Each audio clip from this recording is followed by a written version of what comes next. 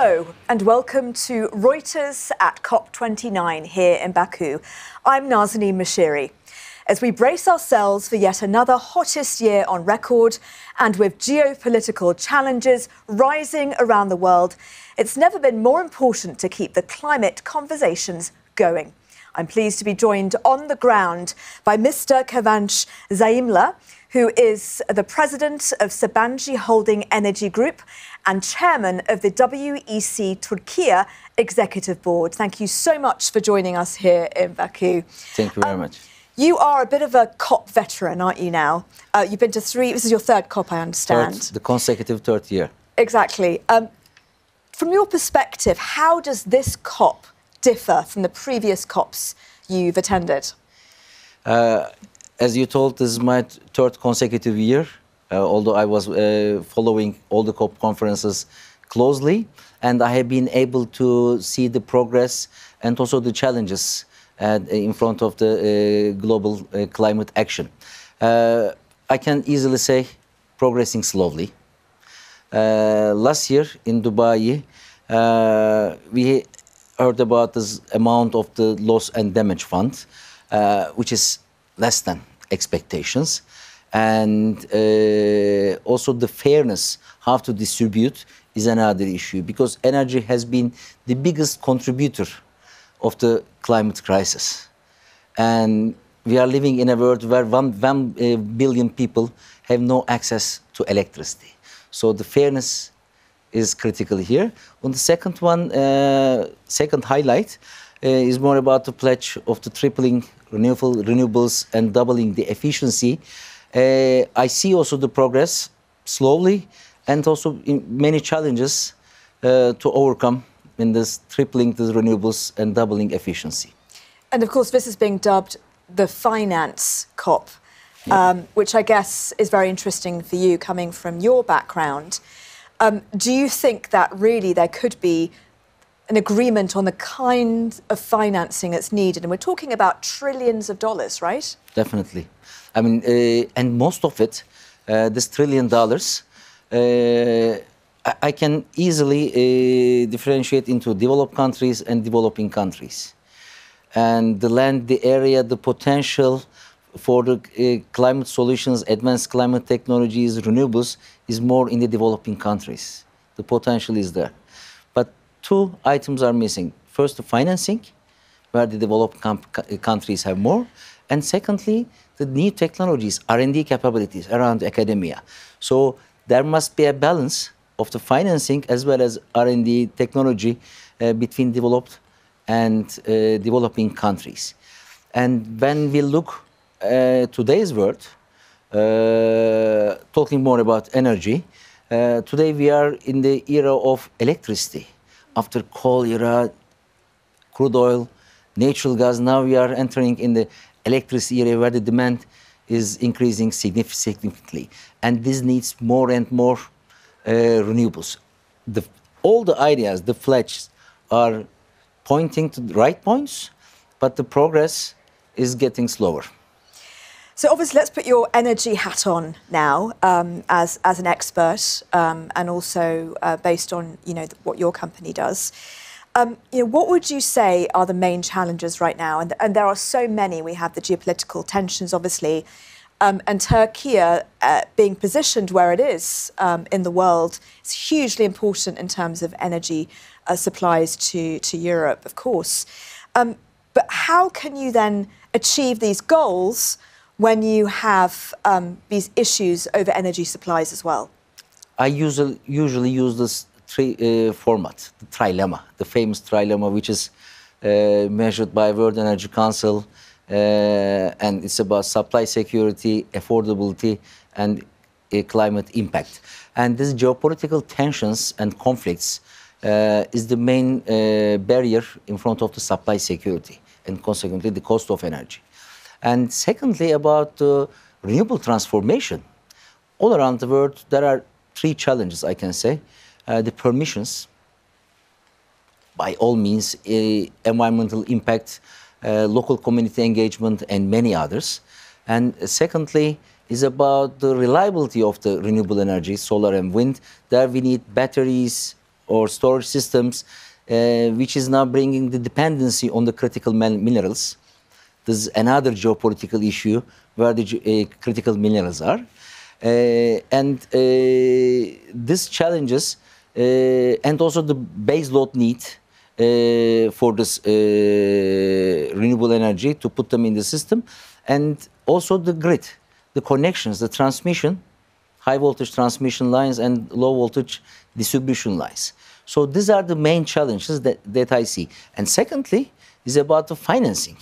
And there we need to talk about the equal financing among the countries, fair terms, especially for the developing countries. And looking at the global picture, I see the trade balance between United States, China, and then Europe is trying to catch up. And this is where the trade war and is then you now have the happening. war in Ukraine and as well. We are yeah. all the wars around us. And Yeah. when you look at Turkey, sitting at the corner of Europe, sitting between East and West, is becoming more and more important. I personally believe that a strong Turkey helps for a stronger Europe. Trying to be a hub, trying to be an energy center. But we as Turkey also have a couple of homeworks to do, and to make our country, our energy ecosystem more investor friendly. And how can you do that, do you think? There is a roadmap actually that Turkey has recently launched beyond this 2053 net zero targets. Some milestones have been well determined. Specifically around energy, Turkey aims to increase its renewable capacity, mainly solar and wind, from 30 gigawatt up to 120 gigawatt. This means every year we need around 7 to 8 gigawatt of new capacity. And plus, we need some base load as the country. Now this seems to be the nuclear in the upcoming period. But to do this, we have all the land, all the space, all the human capital, necessary technologies are there. We need to make it investor friendly, to bring the financing for those investments, for those projects. And secondly, foreign direct investments. With our legal system, with our regulations and predictability to investors, this is where we are working, focusing more to increase the investments. For example, Sabancı Holding participation, Enerjisa, is now building a 1 gigawatt wind project. This is a unique project in terms of size. And we have been able to access to financing, international global financing, which means this is the right project. But to access this financing, we have to all the governance principles, all the ESG requirements, with your governance, with your sustainability targets, with your human capital, with your policies. So this is our homework as all the country, apart from this example.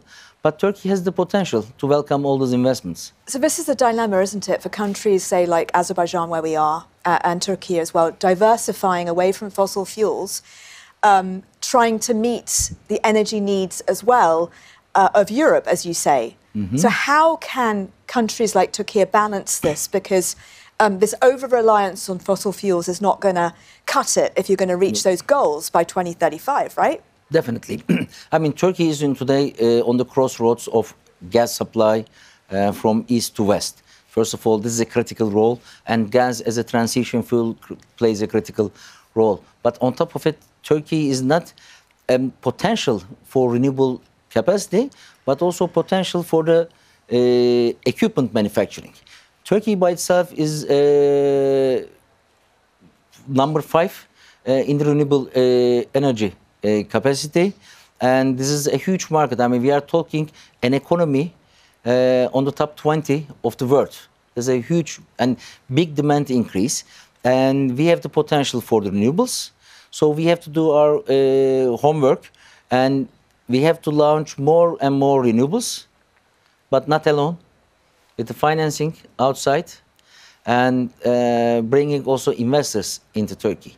And by solving our permitting issues, like any country, by putting battery storage solutions and by investing in transmission and distribution grids. We are also operating the largest distribution grid of the country. We are serving one out of every 4 citizens in Turkey. And the energy transition, all its components, say it more distributed generation, electrical vehicles, storages, they will bring an extra need, investment need for the distribution and transmission grids. And what about new technologies? There's been a lot of talk here in the corridors of COP about AI, for example, hopefully helping in terms of efficiency and some of the things you've been talking about. Do you think that's realistic? It's a dilemma question because AI and consequently data centers will also increase the demand all around the globe.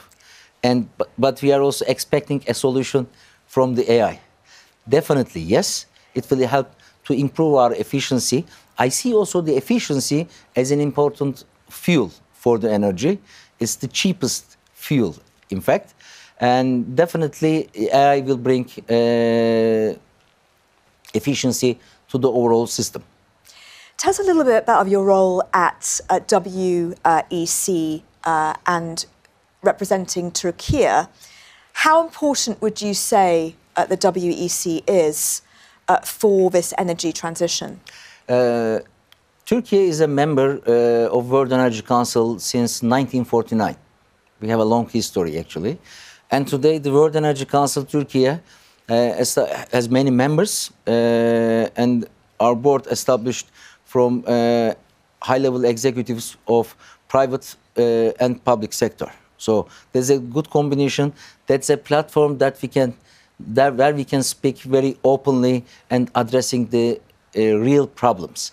And being part of the World Energy Council brings another responsibility following the issues. For example, humanizing of energy is another topic we are working on. But specifically around Turkey, we want to be, as World Energy Council Turkey, a reference point for international investors looking into Turkey, giving the right picture with all its risks and opportunities to investors, trying to be a reference center in Turkey. And just finally, going back to your other hat, and you're wearing many hats here, Sabancı Holdings obviously is a huge company. Can you tell us a little bit briefly about your strategic interests here at COP? Actually, Sabancı, we have our purpose defined with our leading enterprises in Turkey, trying to be a bridge with other parts of the world, mainly in developed countries, towards sustainability. This is our North Star. Energy has an important role within Sabancı portfolio, and in Turkey, with our joint venture partner E.ON, we are the biggest energy investors in the power generation and trading and distribution and retail of the electricity. But apart from this, we are also investing in the United States, a renewable capacity. But we have also a climate tech fund in the United States, which is positioned around the academia and startup ecosystem, trying to have access to new technologies at the earlier phase, and also trying to bring them into our geography. And this is the bridge that we are dreaming of. Okay, well, good luck for that. Thank you so much for joining us here. Thank you again to Mr. Kıvanç Zaimler for joining us today and providing insights into the energy sector and your leadership of Sabancı Holding Energy Group as well as WEC Turkey. It's been a pleasure discussing the future of energy with you. Thank you so much for joining us at Reuters at COP29. Thank you. Thank you.